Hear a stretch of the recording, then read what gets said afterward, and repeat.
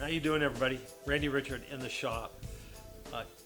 In the previous video, I installed the cutter head in the joiner, and today we're going to set up the cutter head as it's in the joiner, and set up the knives so that how they're set correctly to their correct height and parallel with the table and all that good stuff.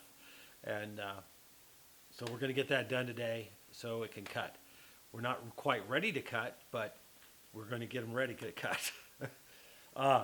After we have the saw running, and when we go to test the joiner and make some test cuts, we might have a couple adjustments to make in the height of the outfeed table, but we'll see how that goes. After you set up your blades, your knives, then you need to make a cut. And when you make your cut, that's when you determine if there's any sniping and such, and you might have to adjust the height of your outfeed table by a small amount. It kind of just all depends how things, how it runs and stuff, the individual machine. I don't think we're going to have to probably adjust it at all, but you never know. You might have to. You might get a little snipe or something, and you might have to adjust it. And that's where we'll go. And we might have to adjust the in-feed table indexing gauge or badge, the needle on the indexing for the height of the in-feed table. You might have to fine-tune that a tiny bit too, but not until we make a cut. But today we're going to do all the setup of the joiner. So stick with it. It's not a real long video, but it's some good information. You can use this on any joiner or even a planer in setting up knives, this technique. And it doesn't take any fancy tools. And I will show how accurate of a setup we end up with. And we're talking thousandths of an inch. So just by using basic tools.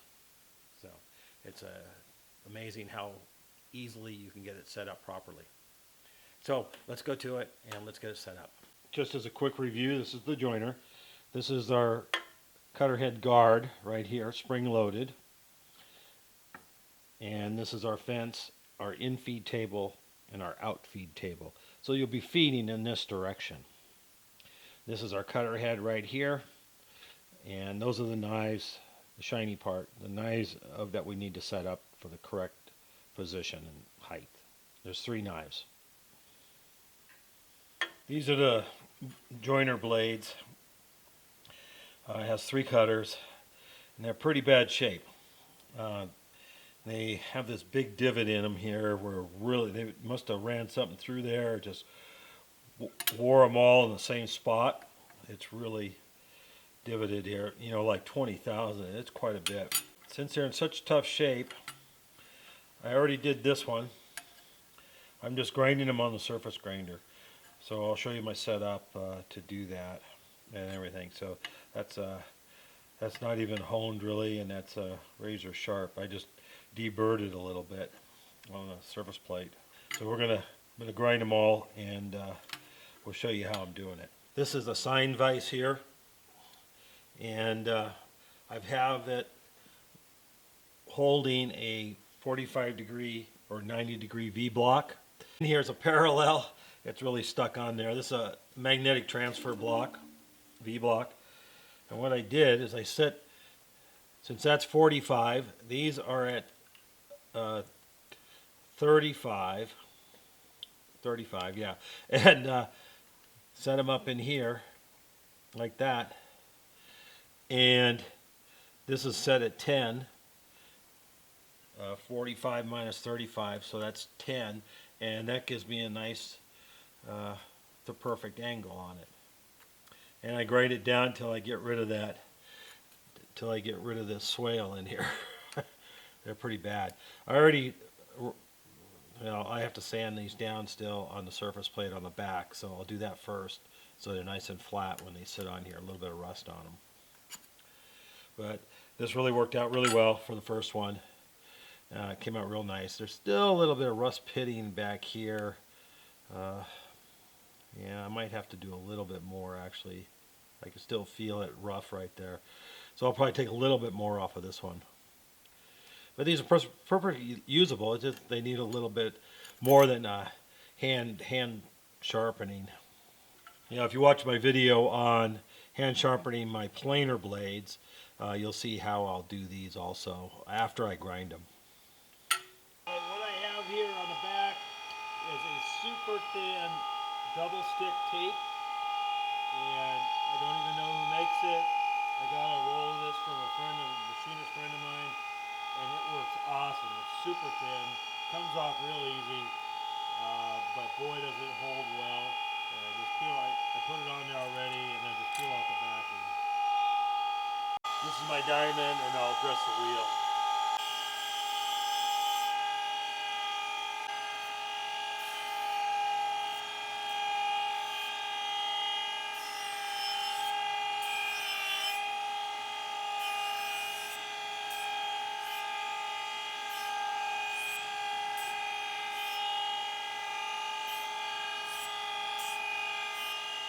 Peel this off.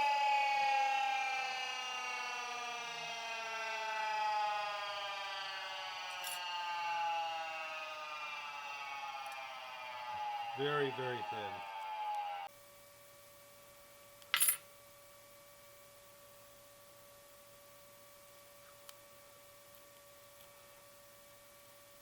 I'm going to clean that up, and there's a little burr that's built up on there that's rolled over, so we'll sand the back and do a quickie on the edge there on the surface plate and clean that up. Acetone takes any leftover adhesive off real well. This is 220 grit to take this burr off.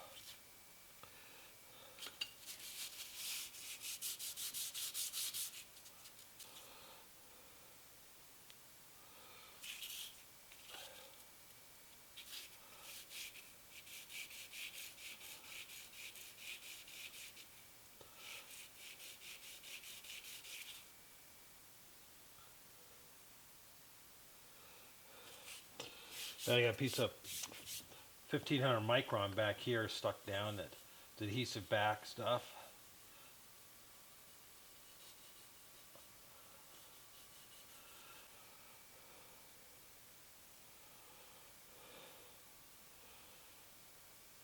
Oh yeah, sharp already. I could easily use it like that. Okay, so they're all the same and all good.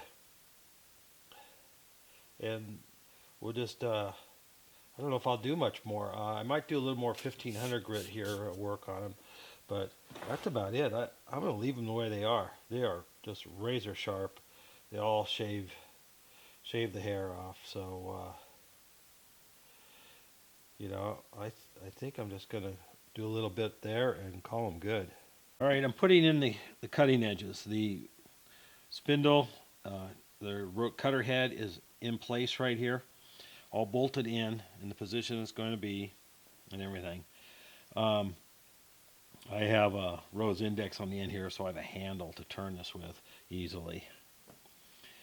So here's our cutting edge, our blade, our backing, the support piece that also acts as a chip breaker. It's the locking bar. Let's see here. We'll give you the right names, I guess. So the cutting knife, obviously, and then this they call the lock bar. And it has 4 screws. Now those are mounted in there at a slight angle, and that has to do with how this is made. This cut slot is cut and the angle of the cut where the knife goes. I'm using a scribe, one of my scribes, because I can fit this in underneath in here to wedge it up, and just a little tap and stuff to do a little wedging.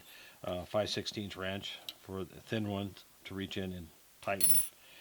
A knocker to adjust the blade. Now this is extremely, this tool is fantastic, you guys. For this, I can tap right on the cutting edge with the Delrin and adjust it. If I need to tap on the end, Delrin or the brass or and things like that, and use it as the hammer to adjust raising and lowering. So this is working very well. Now they tell you to use a piece of hardwood. I made sure this is flat. I ran it on a surface plate and lapped it a little bit to make sure it's nice and smooth and flat, no burrs, and so it's as if it was planed off, right? Because I previously machined this. Now, a piece of hardwood, oak, maple. Well, I wouldn't use oak, too grainy. Maple or maybe a piece of black walnut. Something hard that you've either planed off smooth will work. The pieces I use for I use on my big planer. If you see that previous video on setting up and sharpening the knives and all that for my big planer, I used a piece of hardwood. Here I'm using a nice piece of aluminum. It's nice and heavy and seems to work really quite well. Probably better than the wood. And it won't hurt the blade, the knife. So we're going to set these in here.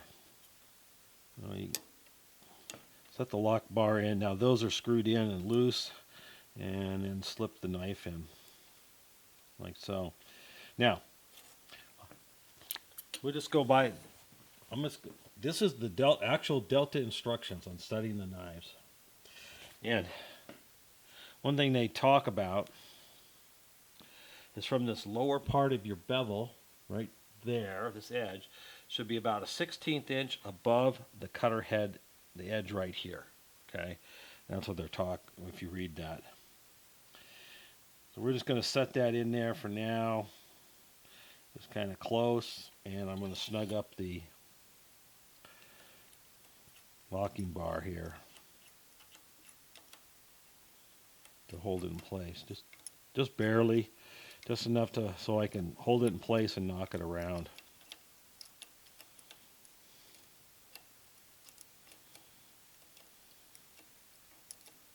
Remember, this thing is it's razor sharp, so just be careful of your moves so you don't slice yourself open.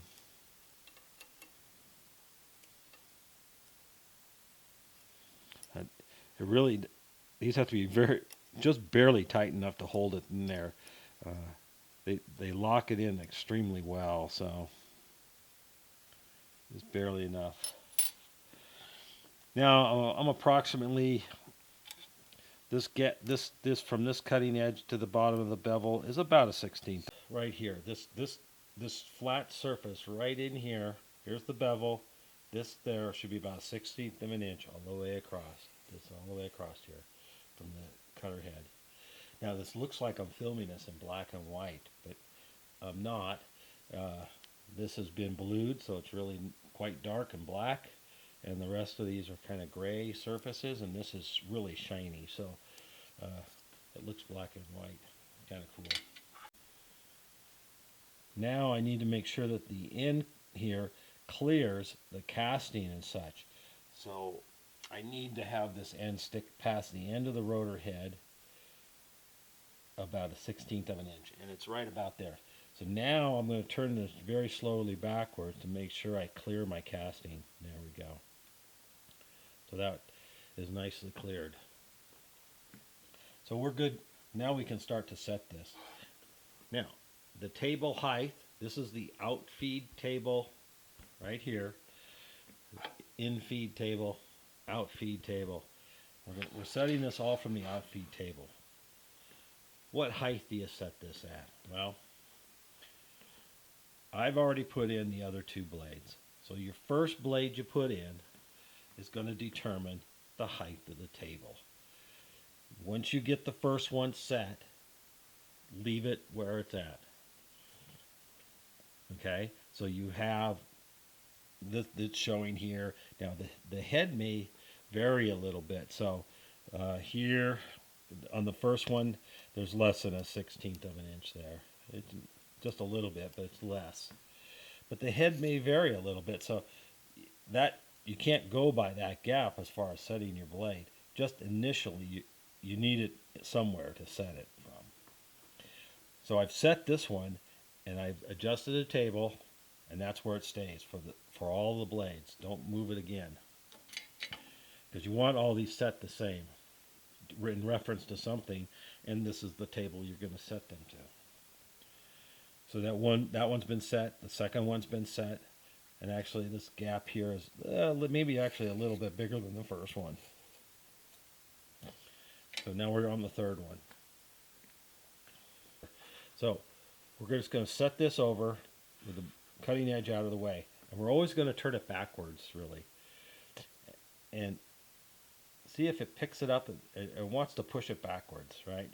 So you'll see how that was too much, because here's the other blade, one of the other blades. It barely even moves it. I can just barely feel it rub.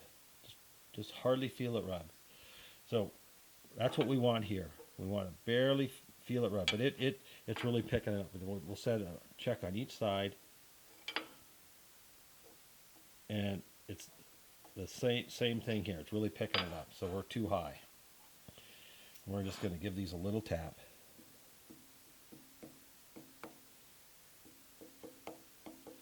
Now it's going to want to teeter-totter back and forth, so you'll tap a little, tap a little.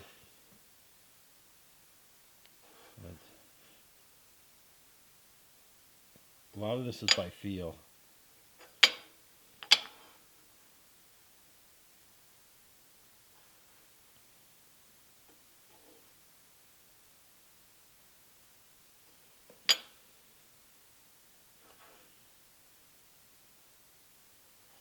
And one thing you can do, just like setting the knives on my big planer, you can set this here. Set a scale down so you have a reference. Now I'll just use the end of the block, and I set it at number 1. And you can just barely hold it and see how much it moves it. It moved it 1/10 of an inch. And you can go by that so that all the blades move it 1/10 of an inch, which is fine. Or 2/10. But whatever you do, make it all the same. Now the other ones, I did it feel-wise, and it almost was no movement at all, right?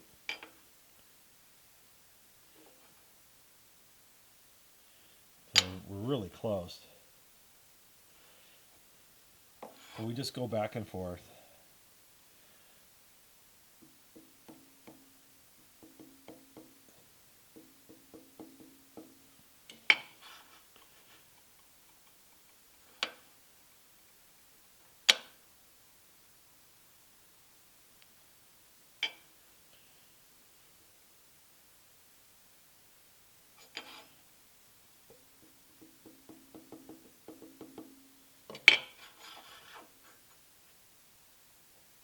Always check both sides, because adjustment on one side can change the other side.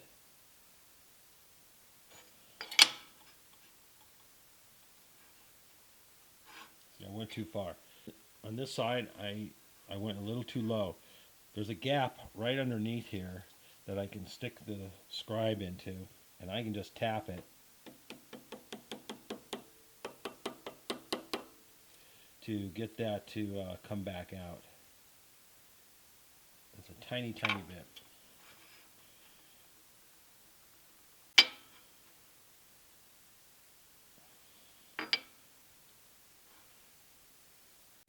All right, I think I'm pretty much there. Now I'm going to snug it up. Just very, very carefully.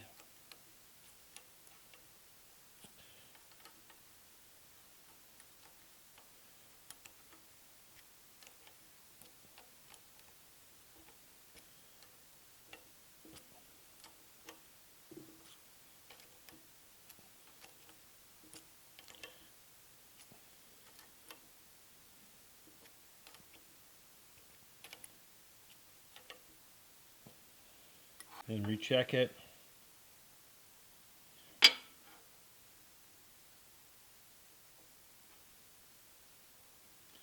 Okay, I think we're pretty close. Pretty good. Pretty much that's it. Now, one thing I'm going to do here, just for video's sake, but you could do this normally anyway. All right, what I have is my kind of my modified height gauge that I use all the time, and I have a Mitutoyo digital mic dial indicator right on here. Let me mark this one. This is number 3. So that's the last one we did. Now I'm going to go to the first one. Now I have a flat anvil on here, so we can roll the blade by it and get the highest point of the blade. And I'm going to set it to 0. Let's see. We're going to start. I'm going to start over here because I already did this once, but I'm going to reset it. So I'm going to start it really close here, and I'm going to find the highest point.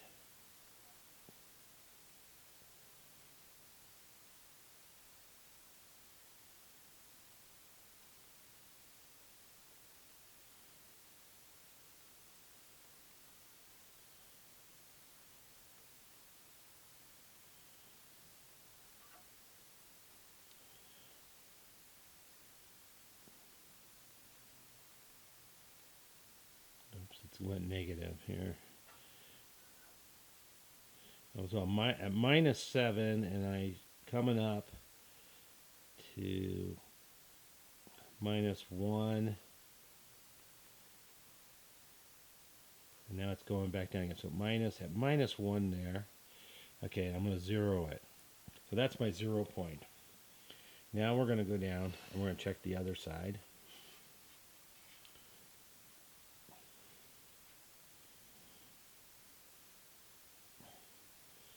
So we'll start there. There's -7.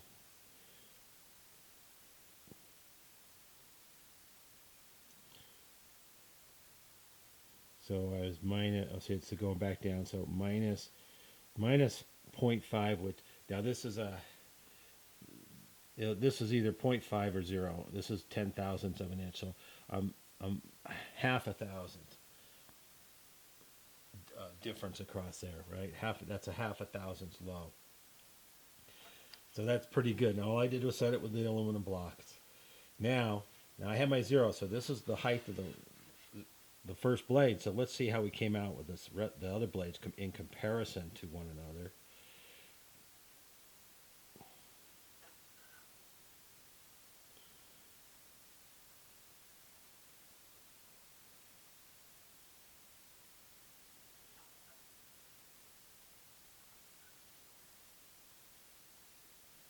And there's the 0 point.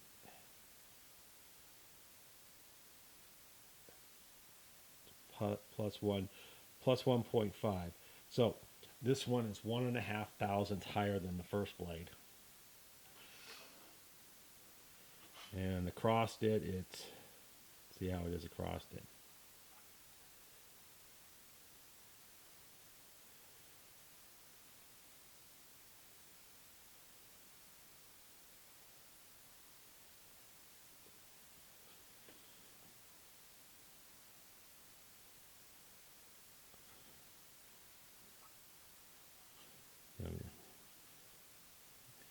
Have to get in the right spot here to.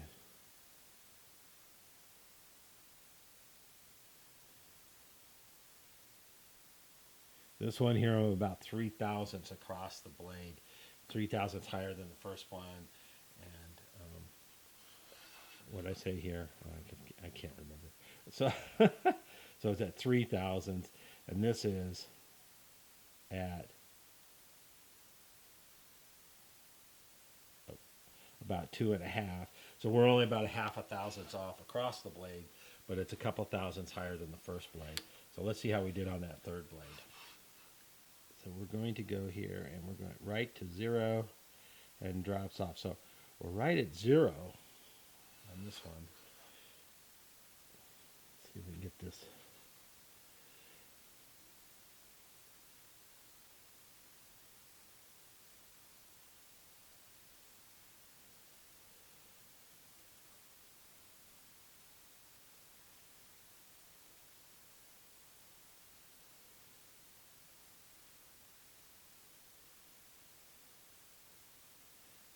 a half a thousandth low.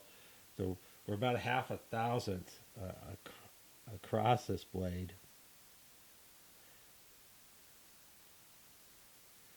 And within a half to 1,000th of the other blade, the first blade. So as far as for woodworking goes, that is fantastic. You could sit here and fiddle with it to get them all zero, but that's just using a block method, and that's how good you can get it. So that's pretty good. That's more than good enough for woodworking. If you were within 5,000ths across, you'd be great. So there, that's how you set the blades. And double check, make sure they're all good and tight when you're done. Just go around, check them all.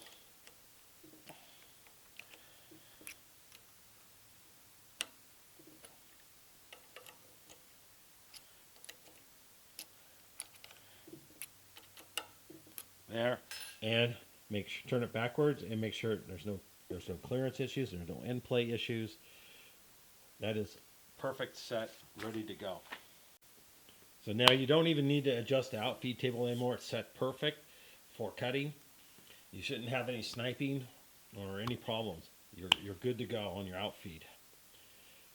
You can turn this is the table lock, so we're just going to turn that and lock it.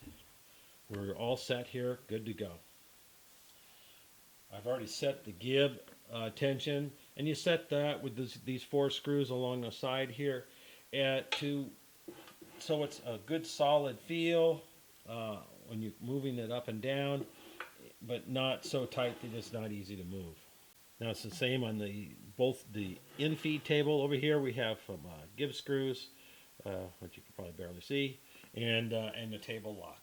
We're going to adjust it up for 0 depth of cut. This is our depth of cut scale on the in-feed table, and with a pointer. And we're cranking it up here with a hand wheel underneath to be at 0. And we're going to use our block to see how we are. Now I'm a little on the high side. That's for sure going to be 0. See how it's ticking there? It's higher than the outfeed table. It should be just barely higher, but you want it to be so there's just it wouldn't cut any wood. So you can just take and turn your rotor head to see where that's going to catch it.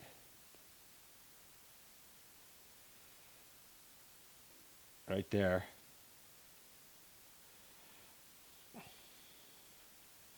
And that would be your 0 point. Now we can adjust the pointer.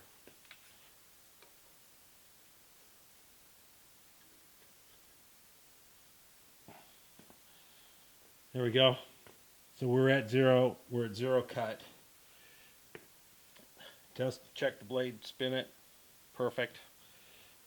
No interference. Calibrating the fence is really very simple. You have a lock screw, and there's 3 set screws around this here, around the periphery of the quadrant. We'll loosen that. So we have this flip out stop right here, so you can swing by each of the stops. So you turn this here to 90, right? And then adjust this screw. Set a square here, precision machinist square in this case. And then I've adjusted this screw so this is exactly at 90 degrees. Then down here we have another pointer against this quadrant. Then we can adjust the pointer, and down here on the bottom there's a set screw.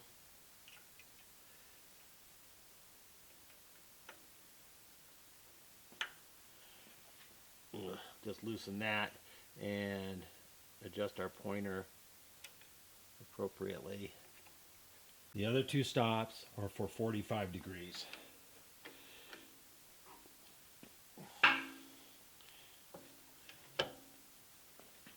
Over that way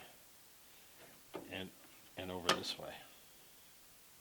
You just flip that stop out of the way get those like so. Now I have a little 45-degree type square here that I just set in here, and that's how I set those. And then on the top angle here,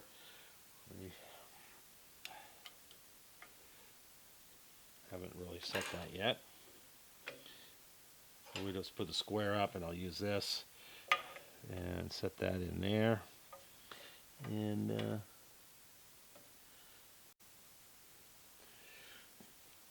thank you guys. Thanks for sticking with the video, and I hope that information on the cutter heads was helpful. And like I said, when we get it running, we will have probably some fine tuning to make on it, but we'll see how that is when we run. Also, we have some setup to do on the table saw, and I was going to kind of wait till we get that up and running. We'll see if I have time to do the preliminary setup on that and shoot a video. But the next video will probably be this here, the motor. You'll see here, this is the rotor. I'm having to do some work on this and the motor stator. Also, I did some work on that, and we got it all painted. So it's coming along. I'm not quite done here yet, so we'll get the video done on this, and there'll be some more good information. So stick around.